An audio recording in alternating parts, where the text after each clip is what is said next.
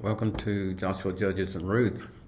We're going to continue on with Judges. Judges is the sequel to Joshua. They both open similarly.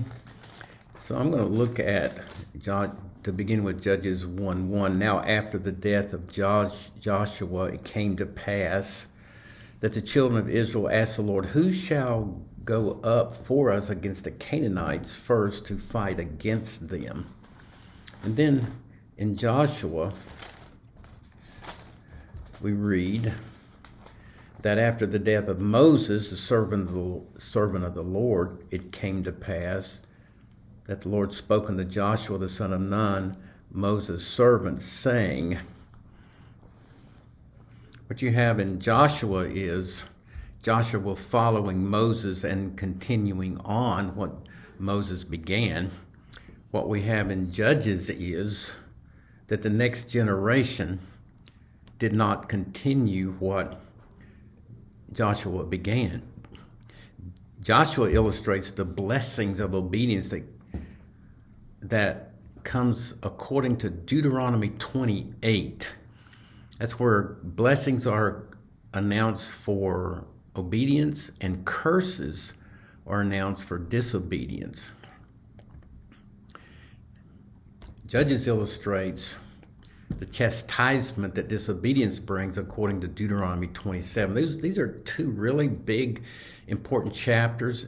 It's like after Deuteronomy 27, 28, you have God saying, I'm keeping my word. I'm going to keep my word.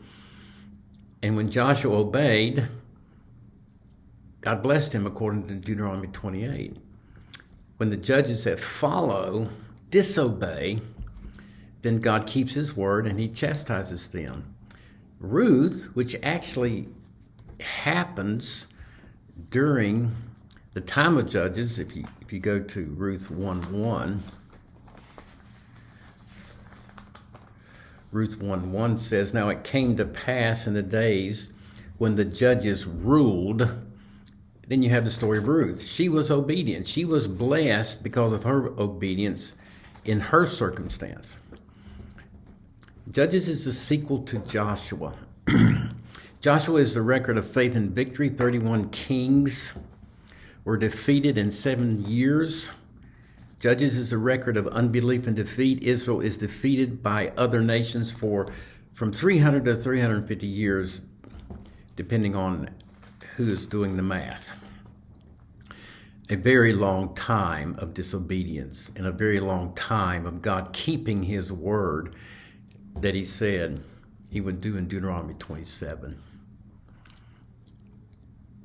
In Judges, we're looking at this theme. We need a godly king or leader.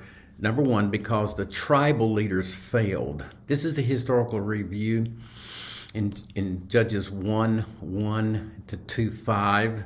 Why did they fail? Because of the difficulty of the task, this is from the human standpoint in Judges 1:19. And the Lord was with Judah, and he drove out the inhabitants of the mountains, but could not drive out the inhabitants of the valley. And it's because they had iron chariots. This made it difficult. The national wars of the conquest under Joshua were successful because of faith. Did Joshua face any difficulties like Jordan River, like Jericho? The difference is he had faith. The tribal wars of occupation under tribal leaders, the leaders of Judah that we just referred to, failed because of unbelief.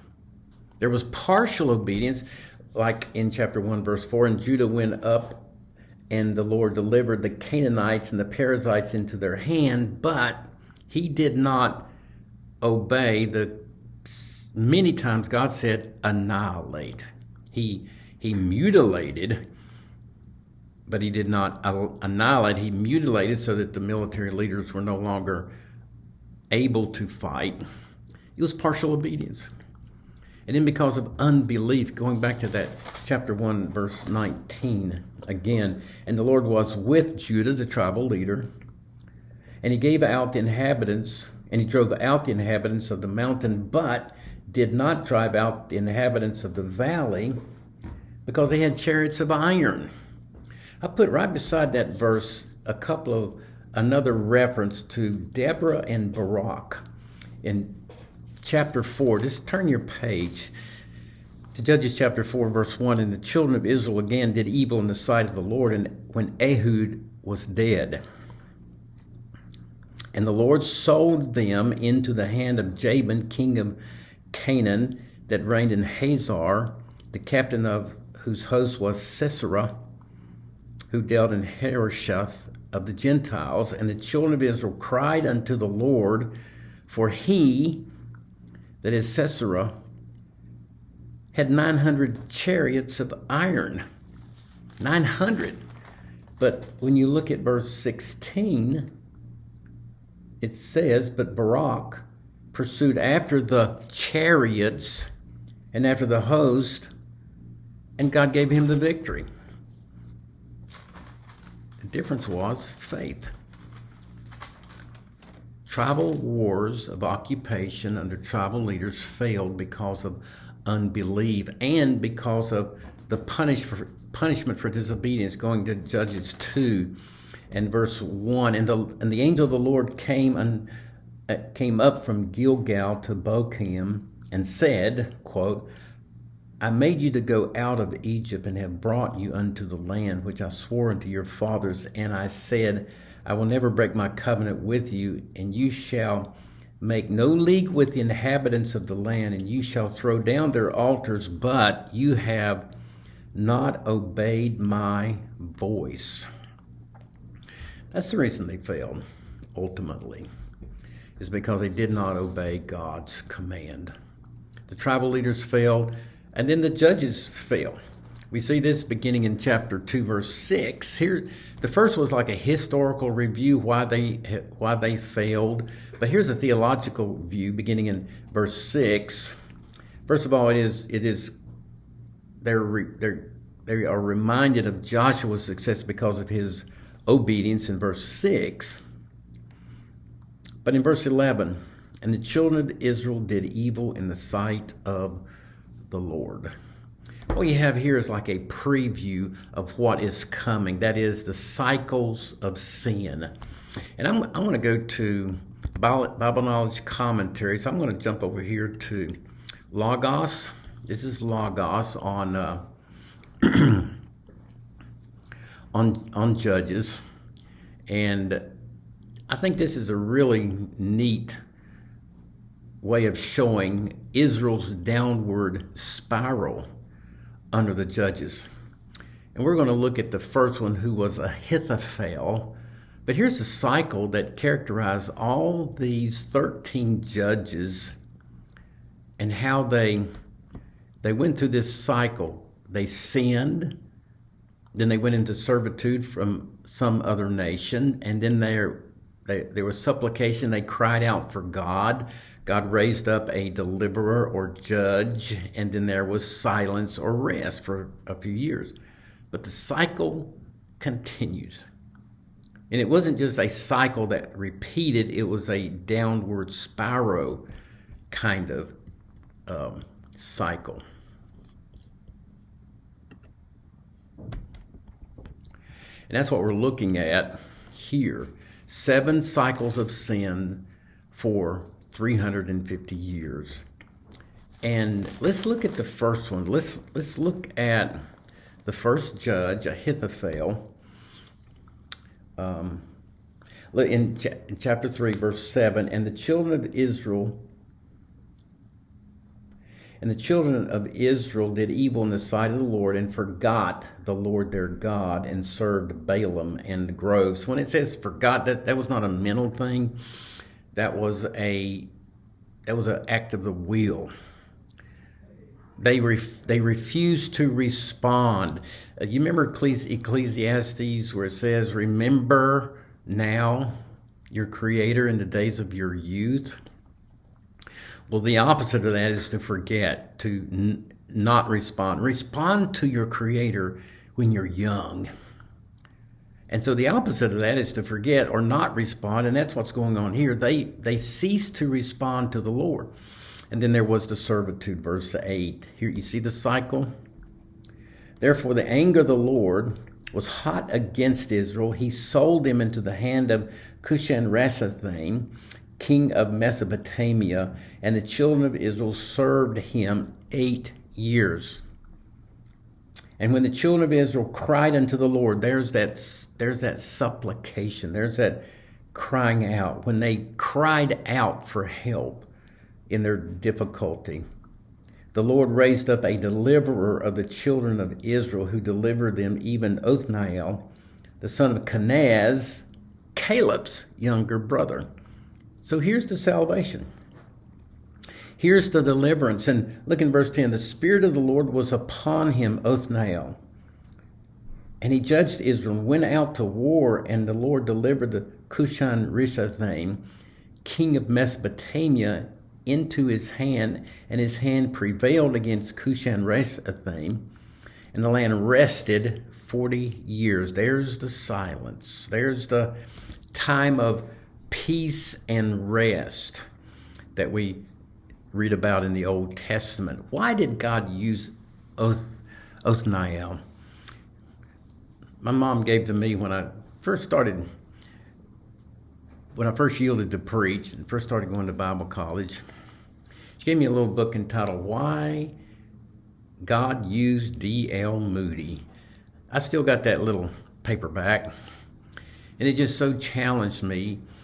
It was written by one of his associates, and the book gave several reasons why God used D.L. Moody so mightily. Well, let's think about, why did God use this man of God? Number one, because of his godly family, chapter 3, verse 9. And when the children of Israel cried unto the Lord raised up a deliverer to the children of Israel, even Othniel, the son of Kenaz, Caleb's younger brother. He is the nephew of none other than Caleb. You remember Joshua and Caleb, two of the 12 spies that came back and gave a positive report to Moses and says, we can take this land. Even though there's giants and great walled cities, it is a land of milk and honey. God will deliver it unto us. Caleb was a godly man, and this young man is from that godly family. He is blessed to have been in that godly family. There are people who do not grow up in godly families, and the Lord uses them. But it definitely is an advantage. And it was an advantage in this first judge. And because he was Holy Spirit empowered, verse 10. And the Spirit of the Lord came upon him. In that little book, why did God use D.L. Moody? One of the reasons that the author gives is because he was filled with the Holy Spirit. He was surrendered to the Lord, and the Holy Spirit empowered him. And then because he had strong character, verse 10 goes on, and he judged Israel and went out to war. You see, that's what God said to do. Go into Canaan and defeat the enemies of God. They are false teachers. They have false religion. They will draw you away from the one and true God. And Othniel did that. We need godly leaders. We need godly leaders like Othniel who will promote godly families, be empowered by the Holy Spirit, and have strong character. I think we'll learn that from the book of Judges. So here are the 7 cycles of sin that lasted for 300 to 350 years. And here's that downward spiral that I was talking about. The first judge is Othniel. Then you come all the way down till you get to Samson, Judge Samson. And he is the last of all the judges. And these time periods have cycled down and gotten worse and worse and worse. Israel is worse off spiritually under Samson than they were under Othniel. These other judges had armies. Samson did not have an army because Israel was satisfied with where they were. They were not crying out. They were not supplicating God. So Samson warred by himself. You remember that? And God gave him extraordinary strength, superhuman strength, because he had no army. He had to be compensated. Of course, Samson was not a good judge.